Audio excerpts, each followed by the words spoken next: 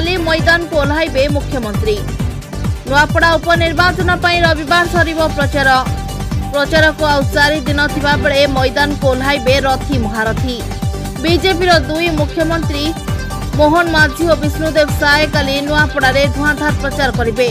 मुख्यमंत्री मोहन माझी पूर्वाह्न 11:30 रे कोमनारे रोड शो करी साधारण सभा जोगदेवे।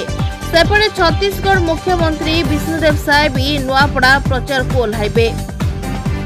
नुआपड़ा बीजेपी और कांग्रेस को टक्कर देवाकू बीजेडी भी जोरसोर रे प्रचार चलाई।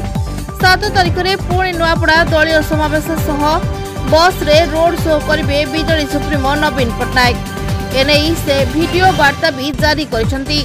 नुआपड़ा और खरेर रोड रे समावेश सह बस रे बुली प्रचार करेंगे। 3 तारिख में नुआपड़ा जाई बीजेपी को टार्गेट करथिले विरोधी दल नेता मोहन नवीन को परे 8 तारिख में कांग्रेस भी एक समावेश करिबे बोली जଣା पड़छि। एथरे छत्तीसगढ़ किछि बड़ कांग्रेस नेता शामिल हेबा संभावना रहिछि। बीजेपी बीजेडी और कांग्रेस नुआपड़ा रे किछि पॉकेट भोट थिबारु अन्य भोट हातेबा पई 3 दल प्राणमूर्छा उद्यम चलाइछंती। Bureau report JMJ news.